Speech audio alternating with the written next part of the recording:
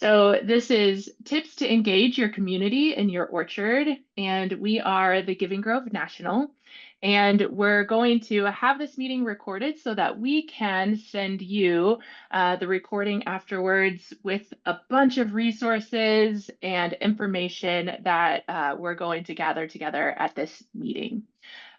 So I want to welcome you and let you know that this is interactive. So there's lots of different ways you'll be able to interact, whether you're speaking to each other in a small group, interacting in the chat, or participating in some polls. We do want to make sure everybody has an opportunity to participate. So whatever you're comfortable with, you can leave your cameras on or off, but please leave your audio off until we ask you to unmute and share. Ryan, do you want to introduce yourself? Uh, Yes, absolutely. My name is Ryan Watson. I'm the National Orchard Operations and Education Manager here with the Giving Grove National.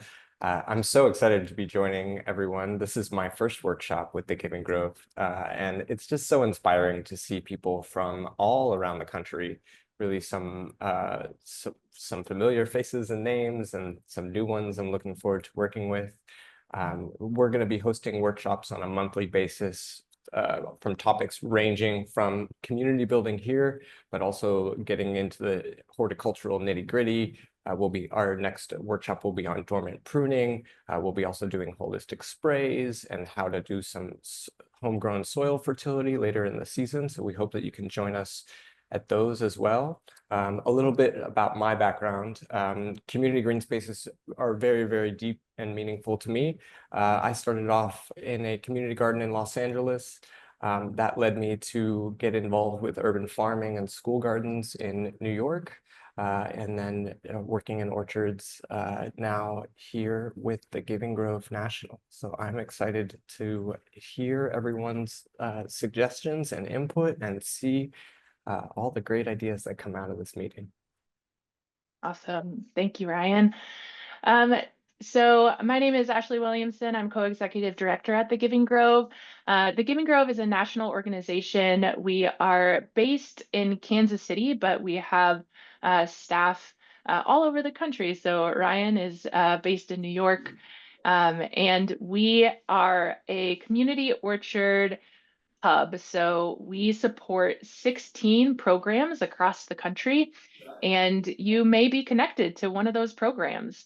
And we provide information not only to your programs and program managers, but we help with funding and with resources and with education. And so this is the education branch, and we're going to be talking about tips to engage your community in your orchard. So to start, I want to talk about our agenda. What are we going to talk about in this hour? So we're going to do some intros and breakout rooms. We're going to talk about 5 tips and ideas from the Giving Grove that we've seen work across our 16 different cities and 650 little orchards across the country. We're going to give some examples of what we've seen work, and then we're going to do some collective brainstorming because I know y'all have some great ideas. And then we're going to set some personal goals for ourselves to hold ourselves accountable so that we can do some engagement. And I'm going to pass it to Ryan to talk a little about third spaces. Absolutely. So one of the things that's really core here that we are going to be talking about is this community spaces, the idea of the third space. And the third space refers to a physical or a virtual location that exists outside of one's home, which we would consider to be the first space, or their workplace, which we would consider to be the second space. This is a place where people can socialize, they can connect with others, build community, share stories, essentially acting as a neutral ground for social interaction beyond the confines of our daily routines. These can be places such as coffee shops, parks, libraries, community centers. In our case, we're talking about using the orchard as a community third space. And as you can see, it's a little different than with the definition of a first space, which would be our home, and the second space, our work. There's really actually no limit as to what a third space can be. So what we're really interested in is to hear what is your favorite third space and why is it that it draws you? Yeah, so to do this, we're gonna do a quick 2-minute breakout room. So what's gonna happen is you're going to see on your screen. I'm gonna open the breakout room, and you're going to be moved into a smaller room, a smaller virtual room, where there are 3 or 4 other people. And I want you to just briefly share what your favorite third space is. This could be a gym, a bar, a community garden, a bus stop. All of these places are third spaces. So think about what is your favorite third space and share that with the others in your room.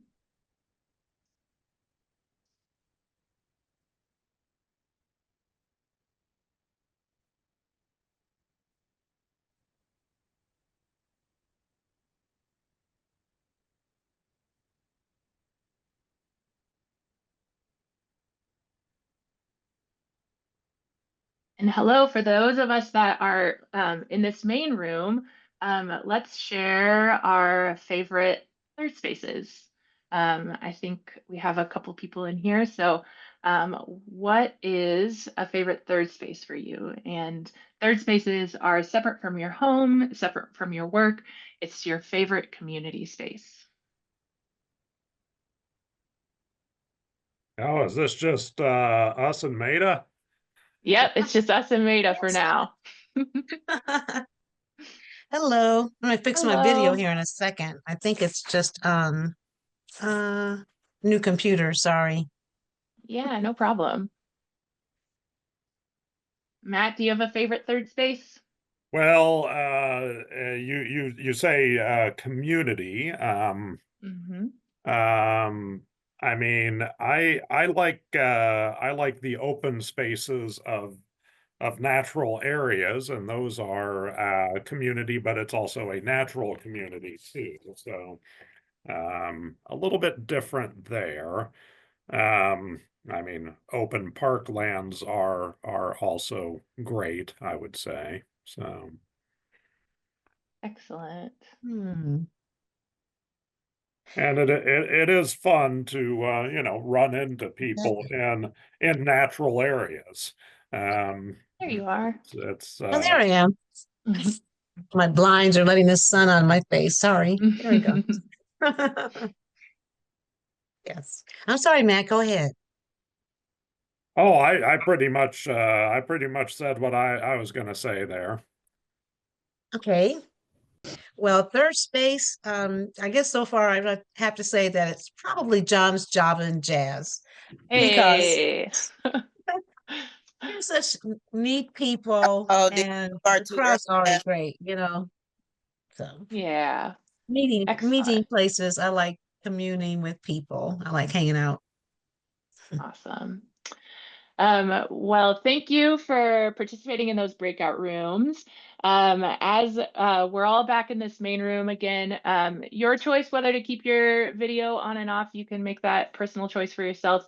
Uh, and at this time, mute your audio and share in the chat. What was your favorite third space?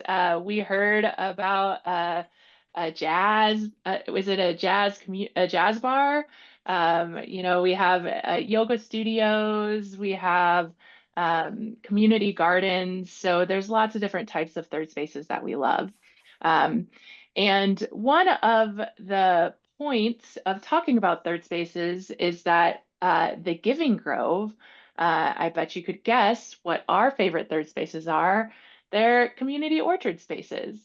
So these community orchard spaces are our favorite third spaces for a lot of reasons. And one is because these are free third spaces. Not all third spaces are free, and that's fine. But we want to make sure that we do have accessible and free third spaces for our community. Now, just having these third spaces is one thing.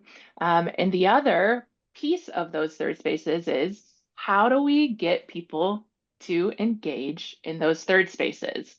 So when we talked to you and you registered for this workshop, there were a lot of people that talked about some of the successes and challenges that they had in getting participants and engagement in their orchard space.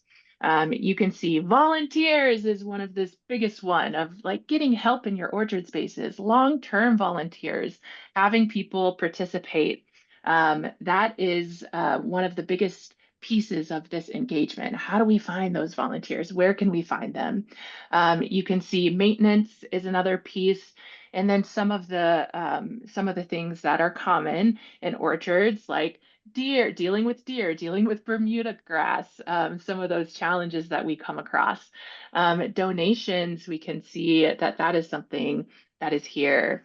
The loss of harvest or fruit, community, finding, new, started. So these are all things that you said coming into this workshop. Now, we're going to go through 5 tips, and I encourage you to be active in the chat. So you can ask questions, and Ryan will monitor the chat for questions, or share your ideas as we go through this. But we'll go over 5 tips, and then we'll do some brainstorming together. So our very first tip is signage. Now, signage in your orchard is a great way to engage the community because you are not always there in that orchard space. Signs can help people be able to interact and navigate that space when you are not there. We can think of signage in different levels. So there are ways that you can professionally print signage, or you can start with something very basic. You can see on this slide, there is a picture that a little girl drew of an apple tree. She has done a design that can be used and utilized in your orchard. This can be a project with kids where they're drawing pear trees, apple trees. You can put information onto that. You can slide it into a Ziploc bag to protect it if you don't have access to something that a more professional way that you can protect that for outside. This is a great way to start and a great way to involve your community. You can name your trees. That's something that is fun. Make sure that people know what the tree is, when to harvest it, and any other information you might want to have. So you can start really basic and small with signage. Another example of signage is this in-ground signage. So here they just have dwarf Bartlett pear. That tells people what it is. That's a very easy step to say, hey, this is what this tree is. And if that's all you have time for and that's all you can do, that's great. But people are curious. Not a lot of people have interacted with fruit trees. And so just having something simple that tells them what it is an excellent start. And then over here, we have some more professional signs, and these are available through to be printed through the Giving Grove National, and you can contact your local program manager to ask them about signs locally. Now, this one has an important aspect to it because it not only has the appearance when ripe, it has a visual on there. It has a message, take some, but leave some for your neighbors. And then it also has the dates that you should be picking this and how to store it. Another great addition is a QR code. A QR code can be designed easily online, and you can have that lead to your own web page or your local program web page, anything that you want. And this has both English and Spanish. So there are ways that you can also integrate other languages into your signage. So these are some examples, and then I'll pass it to Ryan to talk about other examples. Absolutely. And one of the things that's really great about making signage is that you can engage the community additionally in doing an event to make signs. So one of our affiliates, Retree Us in Maine, had just recently, they had an orchard that they're looking to put signage in, and had just done an event with local kids to make these really beautiful signs. And there's, you know, something to be said about professional signs versus homemade signs. And often the signs that are homemade, they just really touch in a really special way. And it's also an annual thing that we have to do to kind of revamp the signage. One example that we have here is a roadblock that we had experienced in an orchard called the Asylum Orchard in Kansas City, a rather large orchard. And one of the challenges that they had was that neighbors were picking fruit before the trees were fully ripened. So the example here was a red colored apple that was being picked while it was still green. And the solution here was to create some signage here to show when the fruit is ripe and when the fruit is not ripe. We have Matt here posing with the signs here at the garage of the Asylum Orchard. And really what we can do here is utilize this as an opportunity to educate the community. So in this case, we wanted to let them know about when fruit was ripe. Sometimes we might want to let them know about the sort of care for a tree. It's really up to you. That's kind of the opportunity that we have in this roadblock. Excellent. Thank you, Ryan. Yeah, so signs don't have to be intimidating. You can start with a piece of paper, but make sure that people know what the tree is and when to pick it. That's some easy ways to start. Another thing to consider when you are using signage and you're attaching it to your tree, be aware of something that's called girdling. So girdling is when you tie something tight onto a branch. Your tree is naturally going to grow and expand. And if you tie something too tight and don't change that, you can damage the tree if the tree is growing or trying to grow around that tie. So it's best to use biodegradable twine or something like that that you can replace easily when you're tying things into your tree. So that was our first tip. Our second tip is to establish work days. And I used some good examples. We have some stewards in this workshop who will see their example here. Yay, Miss Bonita. So this is an example of how you can tell people important information that they need to know if you're starting to do work days. It's really important to think about establishing a regular work day. I participate in several orchard work days across Kansas City, and the ones that I'm most likely to show up are ones that I know are on the second Saturday of each month, or the third Wednesday of each month, or the first Sunday of each month. So those types of regularity really help people engage in your space and know what to expect. So for example, this Kansas City Urban Farm Co-op pruning workshop, it has the date, February 15th, it has the time, it has the address, and then it has a little about what to expect. Dress warm, bring pruning shears if you have some, and get ready to learn about pruning fruit trees. So that's very specific and a great way to get information out there. Another one is with the Rosedale Development Association. They have creatively established Green Team Work Days. Green Team Work Days are opportunities to bring people together to do several things, not only work in an orchard. Caring for fruit trees is one thing, but they also do picking up litter, removing honeysuckle, a couple of different things like that.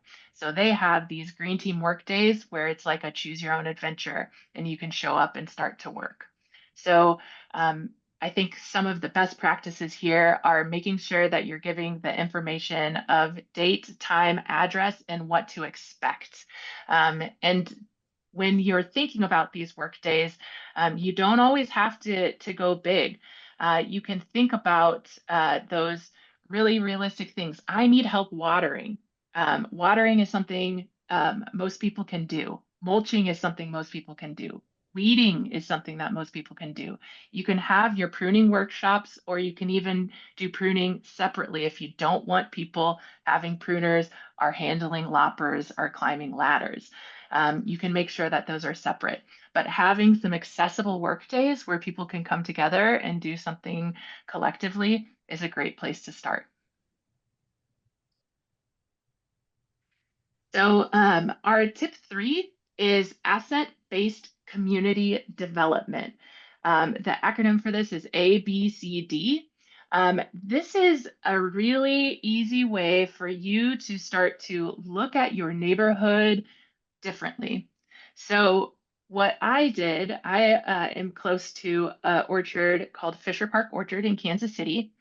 I looked it up on Google Maps, and you can see that black tree in the middle is where my orchard is. And then I looked at the different businesses and schools and apartments around my building.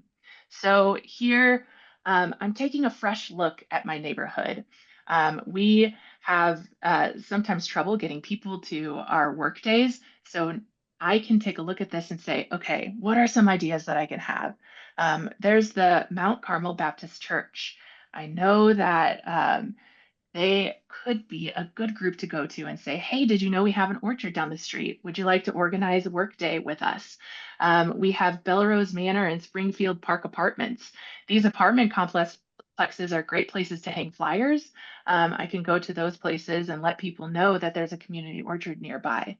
Outlook Academy, that's a preschool. I didn't know there was a preschool across the street. What a great space to engage. I can go and talk to them and let them know that there is an orchard across the street and collect their ideas.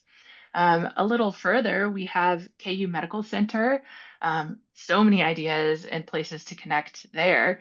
And we also have Tanner's Bar and Grill. That's a business that's been around in Kansas City for a long time. Maybe I could approach them about some funding. Maybe they want to sponsor a bench and have a bench in the orchard that is sponsored by Tanner's Bar and Grill. Think creatively about your own space. There are so many assets around you that you may not even notice or see. So starting out with a simple map and trying to take a very fresh look at your neighborhood or the space around your orchard is a good place to start. And Ryan has an example as well.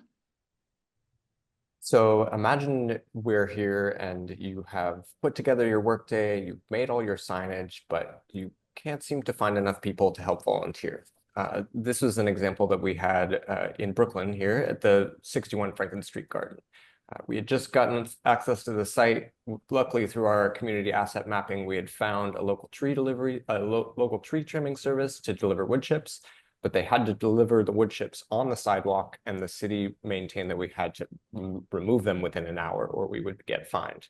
So our solution was to look to local organizations to look and do our asset-based community development. We found the North Brooklyn Runners, a group of young, able-bodied, motivated folks. And we had 20 to 30 people who ended up coming out, helping us move wood chips. We actually were so fast at moving the wood chips that we had time to do extra weeding and other tasks in the space. And this is really a beautiful relationship that we ended up fostering a long-term regular work days with this group. We were also able to coordinate with a local restaurant to donate food for the afternoon. So it really made everyone's morale go up. It made the garden look fantastic and was a really fantastic expression of this type of community asset mapping. Yeah, and this type of engagement, it all starts with a conversation and an ask. You might be told, no, we're not interested in getting involved. But there's so many opportunities for you to just simply ask and let people know so that they can be aware of what is around. So that example from Ryan is a way where he started to engage a group and they stayed engaged. So this could lead to long-term engagement.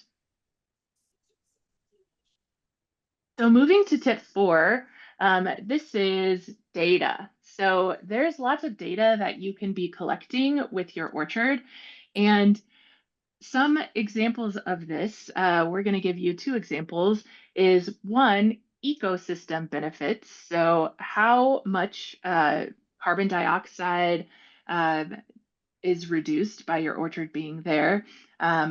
What is the effect on air pollution? Does it help with stormwater mitigation? Yes, your orchard is making a little impact, and you can search and see how it's doing that. One easy tool to do that is by using iTree, and Ryan's going to put that link in the chat. And we're also going to follow up after this workshop and make sure that you have all of the resources that we're mentioning here.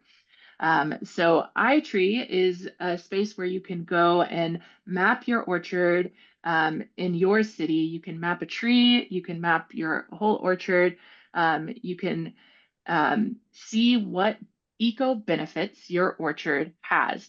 An example of how this can be used is also related to signage. So here we have Tree City USA. This is a coastal redwood. And they have the stormwater runoff reduction, the carbon reduction. They even put electrical energy savings on there, property value increases. So these are ways that you can utilize data to share the benefit of your space with your community.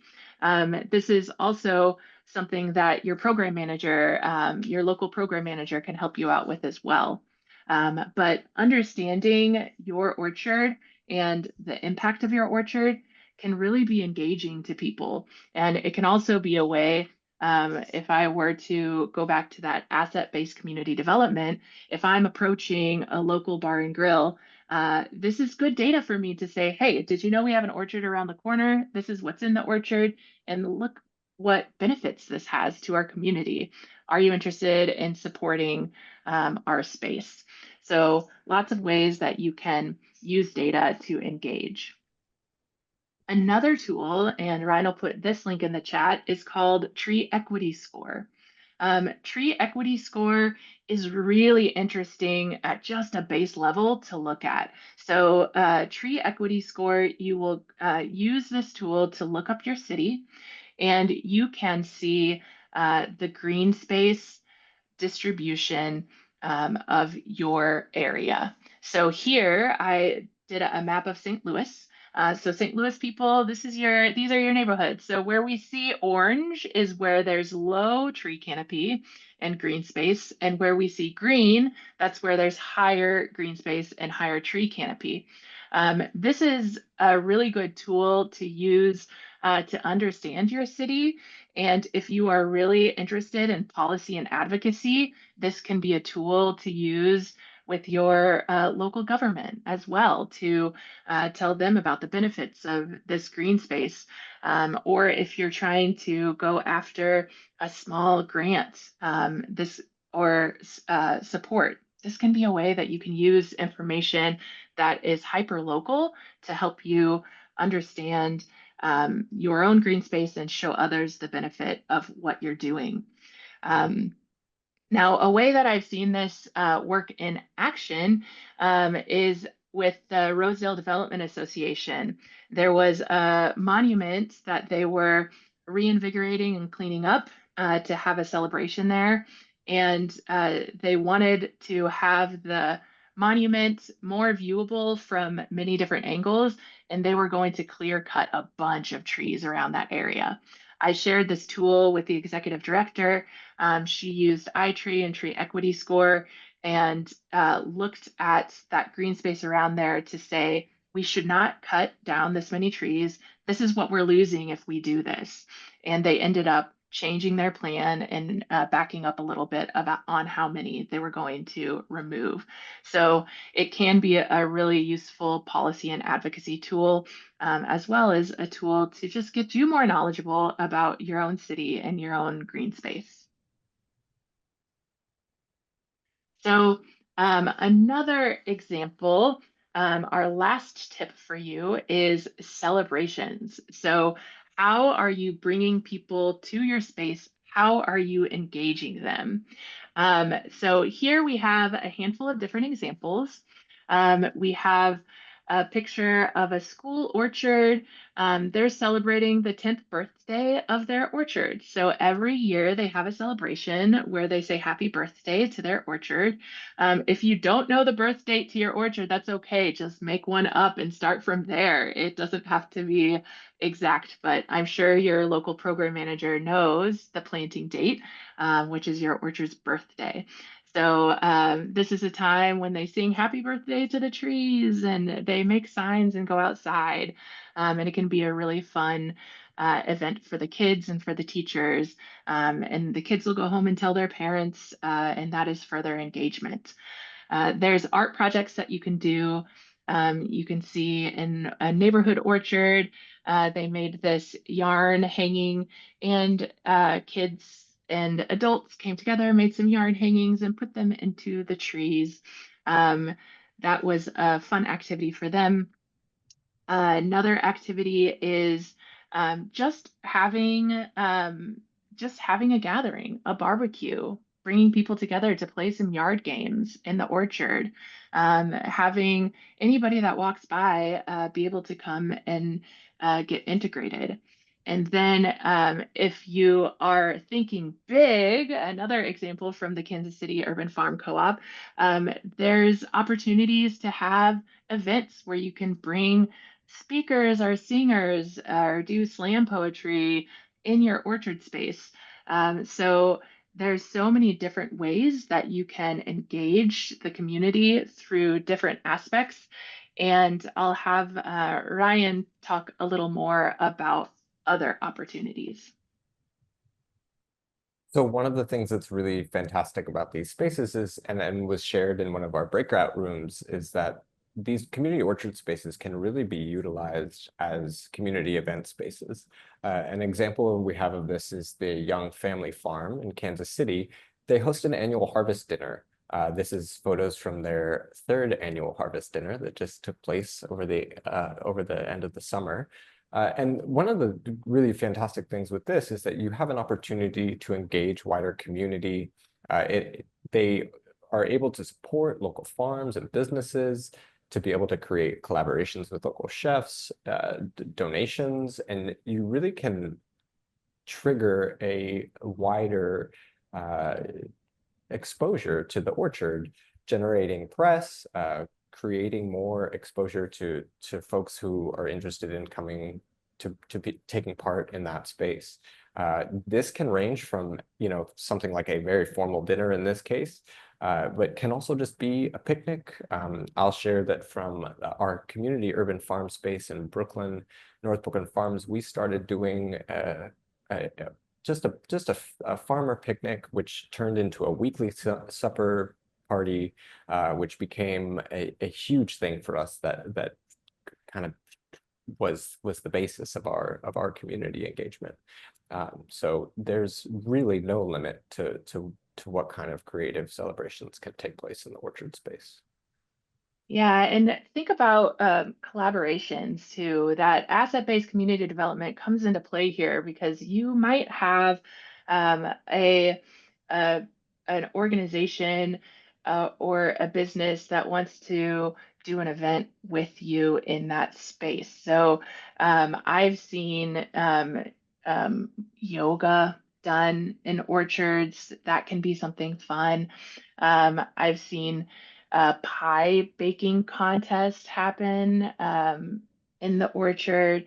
I've seen jam celebrations where people come together and learn how to make jam and talk about the different fruits in the orchard. So there's lots of ways that you can try to get people into the orchard, and don't be discouraged if it starts slow. If you have something and you only have a handful of people show up, those are lessons for you to think about. How can you approach this next time? Who else can you engage? Who else can you partner with? Lots of ways that you can just start somewhere and build up from there. So now we're going to get into a little bit of the interactive part. So here I have two ways that you can engage in this. So if you would like, you can either use your phone and follow that QR code, or you can go into the chat, and Ryan has put a link in the chat that is www.minty.com, and it will bring you to our first practice question. Now, this practice question is a opportunity for you to tell us what is your favorite season. So we'll start with this one. So follow that link in the chat, or you can do a QR code and follow the QR code. So go ahead and type or select what is your favorite season. So you select what your favorite season is, and then you can press submit. So I'm going to share with you how people answered this question. Which season is going to win?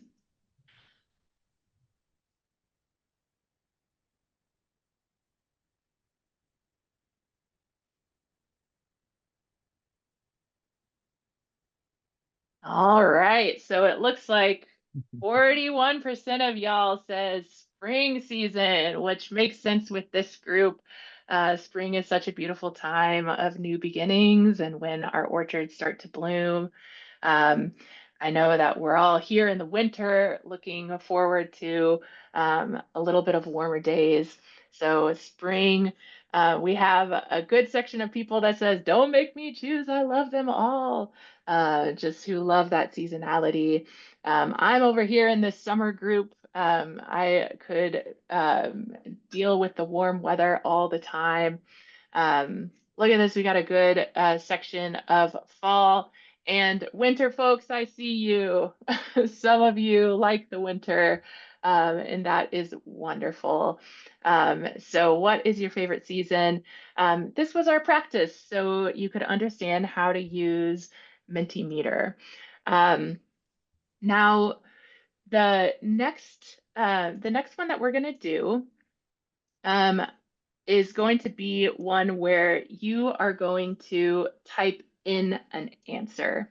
So when you think about all of these examples that we gave on engagement, what are some of your ideas? So now I know that as we've started to talk about different engagement pieces, you all have your own great ideas. So again, you can either use that QR code, or you can click the link in the chat, but go ahead and go to that link.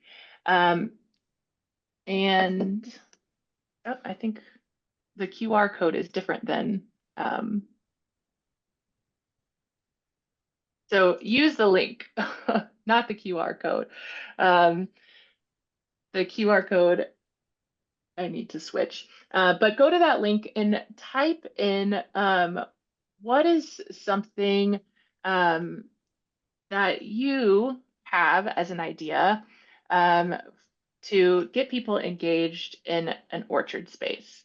So it can be any idea. I know you guys are creative. Go ahead and think about what's something that you think could be good to do in your orchard space. Now, keep in mind, we all have different orchard spaces. So some of ours are at schools, some of ours are in nonprofits.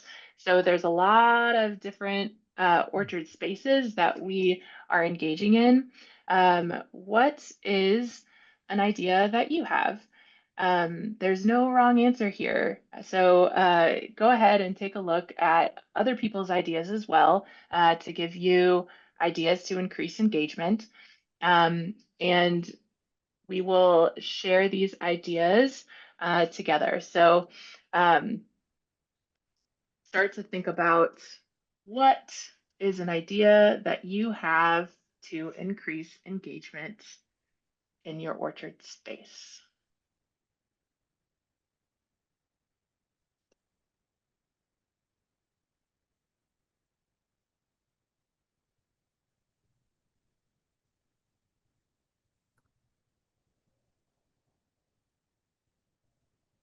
And here's the right QR code if you were wanting to use a QR code.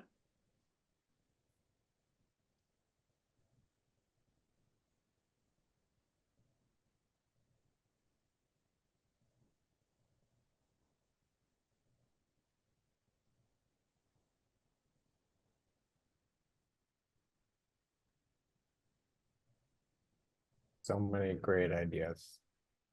Yeah, so I'm going to go ahead and share your ideas.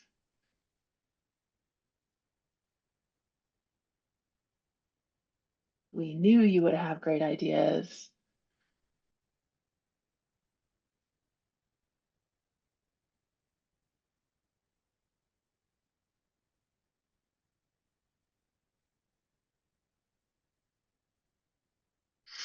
All right.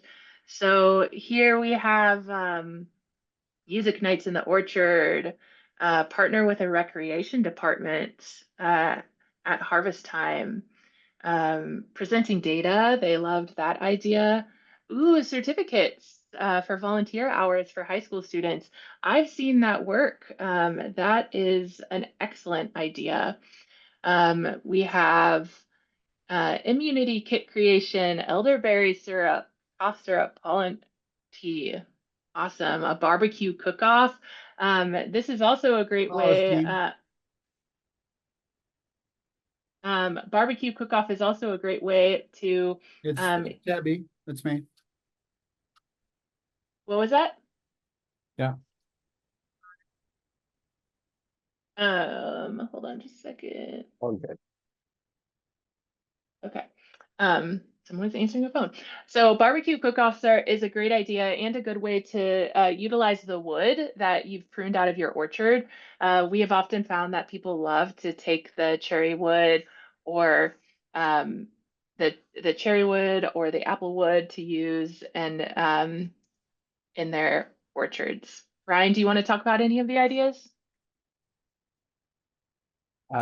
Yeah, absolutely. I mean, I think one of the things that's really great here is that these can really just be about anything, and they can be individuated to what's going on in your community. That can be what it is, the existing relationships that you already have. They can be existing relationships that you would like to expand upon. So really, the sky is the limit here, and we just love seeing all these ideas. Yeah, excellent. So don't worry, we're going to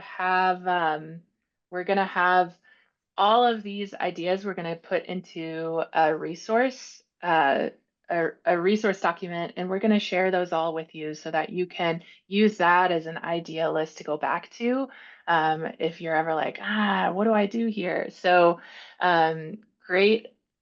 Great ideas. Thank you. Somebody asked, can you suggest ideas for baby orchards? Does anyone have an idea for an orchard that was just planted?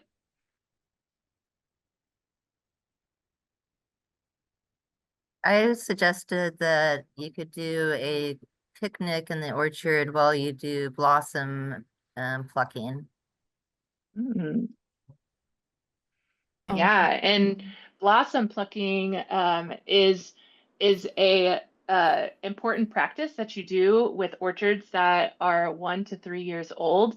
Those little baby trees need to focus on growing their trunks and branches very strong, and so you don't really want them to fruit in the beginning of their life. So having a gathering where you're coming together and you're pulling those blossoms off is a great way to engage people.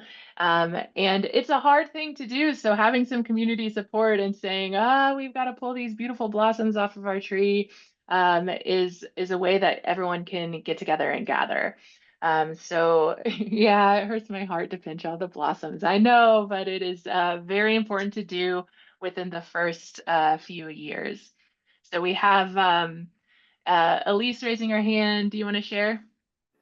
Yeah, I would just like to share that we had an orchard that was installed, but it was still not producing, and we hosted like a harvest festival, but at the harvest festival we did a community mural, which was a great way to get the community around us involved that hadn't been involved in the planting, but also a nice representation of something that the community did together that will be put and installed in the orchard. So it was a good success, and we were able to do it through the city, so we could do it for free and offering that. Excellent. And then Rachel with Retree. Hi there. So we had a new orchard in Gray, Maine that the community installed, and they used a lot of local nursery stock. So the trees were all babies. And one of the things that community decided to do with the help of the local economic and community development committee was a participatory art installation on the site so that the space would become a third space before the trees came to be mature. And they chose to buy 40 blank birdhouses from a local carpenter birdhouse guy, and they painted them. People picked them up and painted them and brought them back. And that was a way to celebrate community cohesion during the pandemic, actually. And it also made that third place felt. You could just really feel the boundaries of it much better. And it was curiously Awesome. brilliant art. Yeah, that's a great idea. Another thing that you can build and learn how to build, which the Giving Grove is going to have a workshop on later in this year, is bat boxes. Bats are great pest eaters, especially in your orchard. And learning how to build a bat box together and put them up in your around your orchard space is a nice community activity to get people aware of how we can do some natural pest management. Okay, so the last interactive piece that we have is this big or small step. So Ryan's going to put the link in the chat, and you can also follow this QR code. So this is talking about a big or small step you are committing yourself to take to increase engagement in your orchard space. So big or small, you can think small. Maybe the first step that you're going to do is map your orchard in your neighborhood and start to think creatively about other assets that are around. Maybe you're going to make a call to a partner to partner with another organization. Maybe you're going to say, I'm going to do second Saturday work days and put those on your own personal calendar. What are big or small steps you are going to do to start to make yourself accountable to these ideas that we're learning here today? So what are you planning on doing?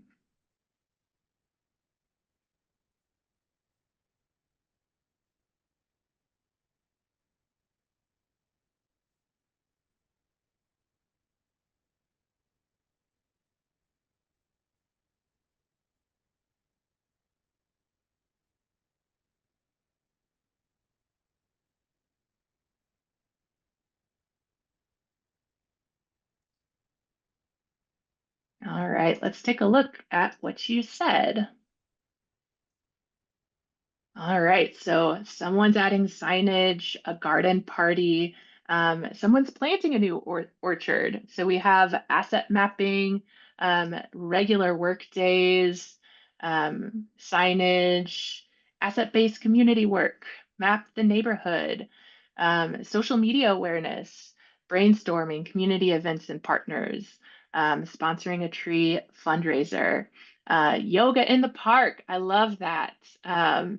So these are excellent ways that you can just start to make a plan and really focus on what your engagement will be this spring. So thank you for participating in that. And now I just want to briefly talk about accountability. So here we are thinking about all these great ideas. And accountability is something that we hold ourselves to, or we have other people hold ourselves to. So I want you in the chat to type in, how can we be accountable to these things, to these ideas that we've come up with? if you said, make a map, how are you going to hold yourself accountable to that? Are you going to tell someone you're going to share that map with them at a certain time? This is when we start to make our goals smart. So reasonable, achievable, and making sure that we are doing these things. So what are ways you think you can hold yourself accountable to actually making these things happen? You can either speak out loud or you can share in the chat.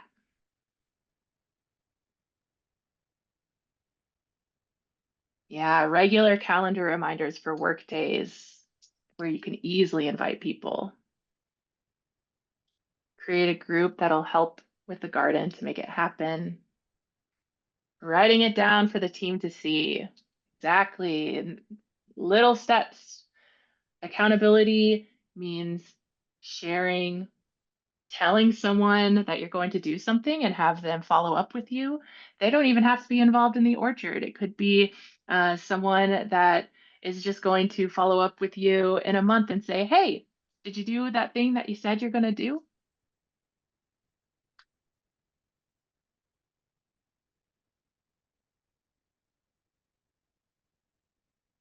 Great ideas, everybody. Just starting somewhere.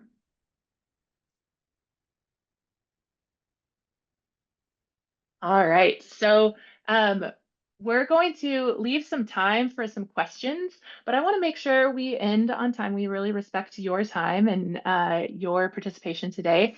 Now, these are the emails of Ryan and I, and remember, we are with the national organization. So if you have questions, I encourage you to send those questions to your local program manager. So Denver Urban Gardens or Tilth Alliance or Food Well Alliance or Grow North Texas, Tree Pittsburgh. These are all organizations that are running the local orchard programs. If you have questions, I encourage you to send them to your program managers. Kansas City Community Gardens is here too. So make sure that you're contacting them. We are here as a national organization to continue to run these workshops and help you in any way.